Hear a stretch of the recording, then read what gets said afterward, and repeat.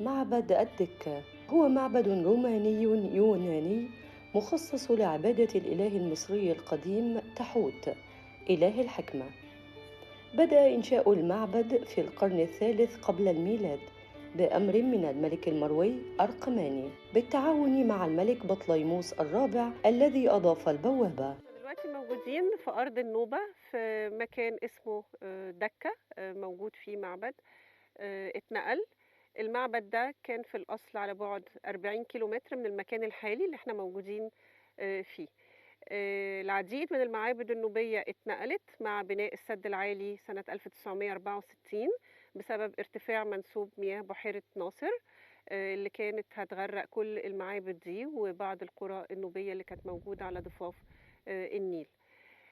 معبد دكة هو المعبد الوحيد في منطقة النوبة المحور بتاعه متوجه شمال جنوب. عادةً المعابد المصرية القديمة أغلبها متوجه أو كلها متوجه شرق غرب، متجهة لشروق الشمس. المعبد ده استثنائي، في نظريات كتير غير مؤكدة، هي مش عارفين بالضبط السبب الرئيسي أو ما فيش نظرية وحيدة مؤكدة ليه هو اتبنى شمال جنوب موازي لنهر النيل. المعبد من فترة زمنية متأخرة، من عصر البطالمة، لكن اتبنى الحقيقة على أنقاض معابد قديمة. يعني أول ما انبنى في المكان القديم قبل نقل المعبد هو أمنمحات الأول من الدولة الوسطى، وبعدين اتهدم المعبد بتاعه وأعاد تحتمس الثالث استخدام معبده وبنى معبد له في نفس المكان. ثم مؤخرا في القرن الثالث قبل الميلاد أعيد استخدام كتل المعبدين القدامى في عصر الحضارة المروية، ودي كانت حضارة في شمال النوبة، حضارة متقدمة جدا في الثلاث قرون الأخرى قبل الميلاد. الملك أرقماني وهو أحد ملوك الحضارة النوبية بنى المعبد ده باستخدام كتل المعبدين القدامى.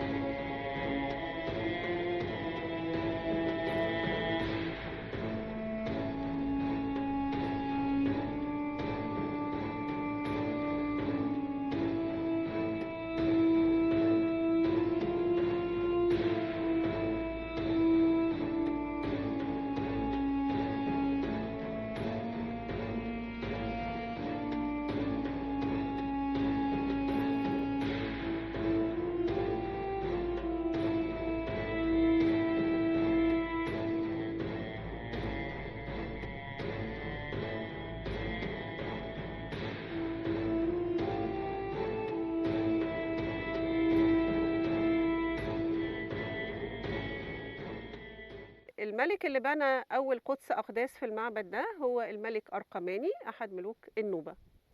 أكمل بناء المعبد، عادةً قدس الأقداس بيبقى أقدم بناء، ثم بييجي ملوك بعده لو الملك الأولاني ما لحقش يكمل معبده، فالملوك التاليين بيكملوا المعبد وبينسبوه لهم وبيكتبوا اسمهم عليه. ففي عصر البطالمة، في عصر بطليموس الرابع، تم استكمال المعبد، و عديد من الملوك البطالمة الآخرين أكملوا المعبد إلى أن وصلنا لعصر الإمبراطور أغسطس في القرن الأول الميلادي اللي تم إكمال المعبد.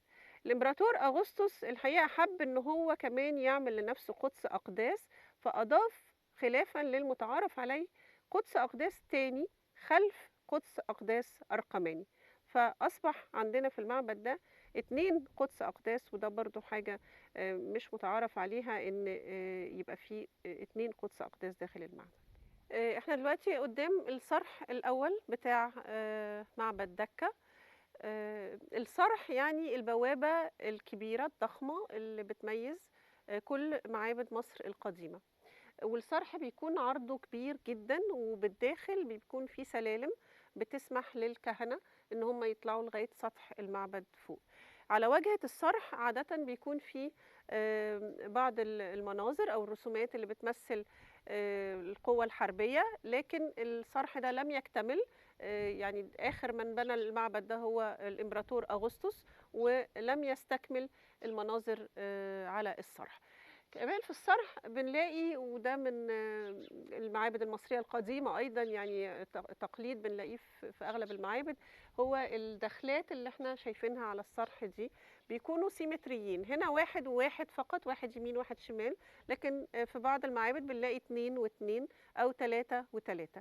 دول شغلتهم أو وظيفتهم إن هم بيتحط فيهم ساري العلم أو ساري الراية أيام الاحتفالات، فبنلاقي إن محطوط سواري بتنتهي بأعلام مميزة للعيد اللي بيكونوا بيحتفلوا بيه. على الصرح كمان اللي هي المنطقة الخارجية اللي بيكون الشعب منتظر فيها، سواء في عيد من الأعياد مرور مثلًا المركب بالإله عشان يدخل قدس الأقداس، أو مجرد المجيء للصلاة أمام المعبد أو في الساحة الخارجية للمعبد. وهم في الانتظار بيتبركوا بالحائط بتاع المعبد وبيخربشوا. الخربشات اللي احنا شايفينها دي كلها هي خربشات بياخدوا الرملة بتاعة المعبد وبيتبركوا بيها، زي ما احنا ساعات كده نقول هنتبرك بأي حاجة لها صلة بالديانات، أو نعمل حجاب، أو نعمل حاجة نحطها تحت المخدة أو شيء من هذا القبيل. المدخل الأمامي للمعبد حالياً منفصل عن باقي أجزاء المعبد نتيجة لفقدان عدد من الحوائط الداخلية.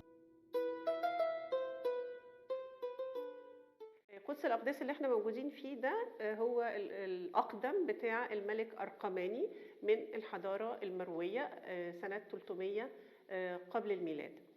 لكن أغسطس الإمبراطور الروماني طبعا ما حبش إن ما يبقالوش بصمته في المعبد، وحب يضيف قدس الأقداس بتاعه هو شخصيا. شوف قبل ما نخش عند أغسطس، بعد المناظر الجميلة هنا والنحت اللي موجود على جدران المعبد ده نحت بارز، وده الأسلوب الأصعب دايما في النحت، لأن النحات بيضطر ينحت الحيطة كلها حوالين الرسم اللي اترسم في البداية. في عملية النحت دايما بنبتدي الأول بالرسم، ثم يبدأ النحات يستلم الشغل وينحت في كل ما هو حوالين الشخص اللي مرسوم، أو كل الكتابة الهيروغليفية اللي مرسومة. عندنا هنا الملك أرقماني قدام أحد الآلهة وبيديله القرابين، وبنشوف إن هو تبنى التراث المصري الحقيقة في النحت تماما إرضاء للمصريين. يعني لما وصلوا منطقة جنوب مصر حبوا إن هم يثبتوا ولا يعني إن المصريين ما يبقوش ضدهم، فتبنوا الديانة المصرية وتبنوا الطراز المعماري في النحت وفي البنى للمعابد بتاعتهم. هنا مرة تانية الملك أرقماني والاسمين بتوعه بالكتابة الهيروغليفية، رغم أن الحضارة المروية كان لها كتابة.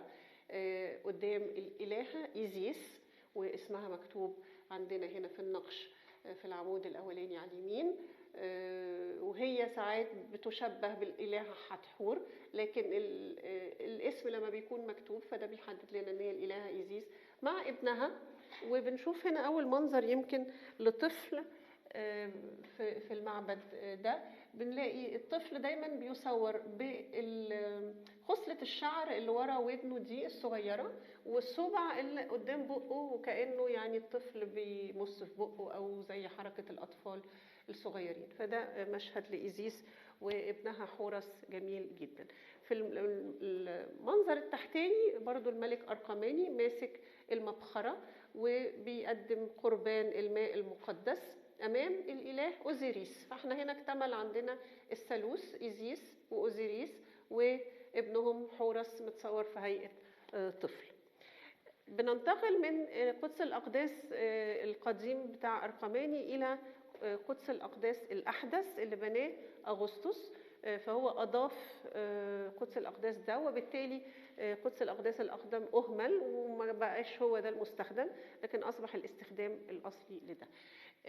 الناموس اللي موجود قدامنا ده أحد الشابلز القليلة جدا اللي بقت في مصر. عندنا ناموس موجود في معبد فيلة، والناموس ده اللي تم ترميمه، وفي ناموس زيهم كتير اتخذوا بنلاقيهم في متاحف زي متحف اللوفر محتفظ ببعض الشابلز اللي متاخده من المعابد.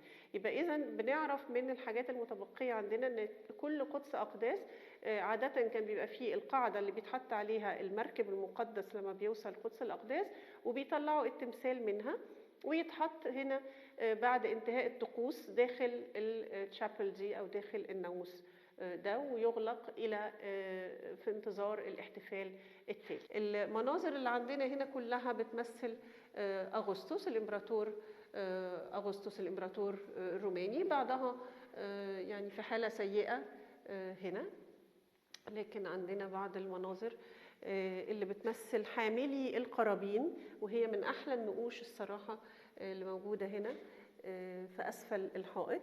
دول بنسميهم حاملي القرابين، وهم بيمثلوا الاله حابي. الاله حابي اله النماء، اله النيل، اله الخير كله. هو اله بيمثل على انه ذكر وانثى في وقت واحد، تمثيلا للخصوبه والنماء، وان هو اللي بيدي الخير لارض مصر بطبيعه الحال. قدس الاقداس ده استخدم في بدايه المسيحيه ايضا ككنيسه. فعاده في الكنيسه دايما بيعملوا الحانيه اللي داخله في الحيطه دي اللي هي بيحطوا فيها الشموع. فده سبب وجود الفراغ ده في الحائط في الاتجاه ده.